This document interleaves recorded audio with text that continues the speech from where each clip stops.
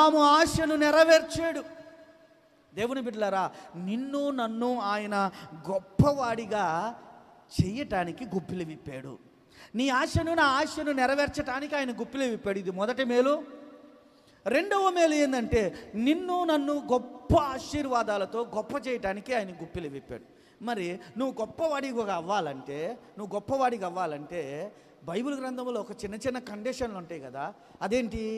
మనం చదువుకున్న మొదటి 84వ అధ్యాయము 11వ వచనం, 84వ అధ్యాయం 11వ వచనం మరొకసారి చదువుకుందాం. 84వ అధ్యాయము 11వ వచనం. అక్కడ ఏమని చెబుతున్నాడు అని అంటే, యథార్థముగా ప్రవర్తించు వారికి ఆయన ఏ మేలు చేయక మానడు. ఎవరిని దేవుడు కనపరుస్తాడు? ఎవరిని దేవుడు గొప్ప చేస్తాడు? దేవుని దగ్గర యథార్థముగా ఉండాలి. యథార్థం అంటే ఏంటండి? యథార్థం అంటే ఏంటి? వేషధార కథనం కాదు. లోపల ఒకటి బయట ఒకటి కాదు. లోపల ఒకటి బయట ఒకటి, అదేమవుతుంది? వేషం అవుతుంది. యథార్థం అంటే హృదయంలో దేవుని స్తుతి ఉంటే నోటిలో దేవుని స్తుతి బయటకు వస్తుంది. హృదయములో ద్వేషం ఉంటే నోటిలో ద్వేషమే వస్తుంది. హృదయము నిండిన దానిని బట్టి నోరు మాట్లాడుతుందని బైబిల్లో చెప్పినట్లుగా నేను దేవుని యొద్ద యథార్థముగా ఉండాలి. అయ్యా నువ్వంటే నాకు ఇష్టమైని నువ్వు పెదవులతో చెప్పి హృదయంలో ఇష్టం లేకపోతే అది యథార్థత.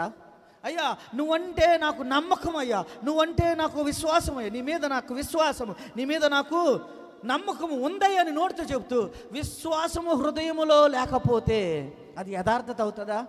దేవా నీకు స్తోత్రం, దేవా నీకు స్తోత్రం అని దేవునిని పెదవులతో స్తుతిస్తూ హృదయముతో దేవునిని ఏ స్తుతి చేయకుండా హృదయాన్ని దేవునికి దూరంగా పెడుతూ శాస్త్రులు పరిచయులాగా దేవుని సన్నిధిలో ఉంటే అది యథార్థత? ప్రార్థన సన్నిధిలోకి వచ్చి ప్రార్థించకుండా నువ్వు నిద్రపోతూ ఉంటే అది యథార్థత? ప్రార్థన చేయకుండా నువ్వు మౌనముగా ఉంటే అది యథార్థత? దేవుడు మాట్లాడుతూ ఉన్నప్పుడు, దేవుడు మాట్లాడే సమయంలో ఆయన యొక్క మాటలు శ్రద్ధగా వినకుండా నీవు పెడచెవిని పెడితే అది యథార్థత కానే కాదు కదా.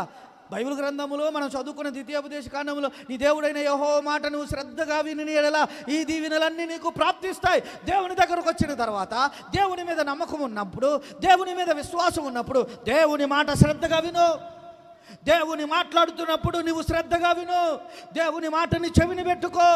నీ హృదయములో విశ్వాసం ఉంటే నీ హృదయములో నుండి ఆ విశ్వాసమును కనబరచు, పెదవులలో నుండి కాదు. నీవు దేవుడిని ఆరాధించే ఆ స్తుతి నీ హృదయములో నుండి హృదయపూర్వకముగా దేవునిని స్తుతి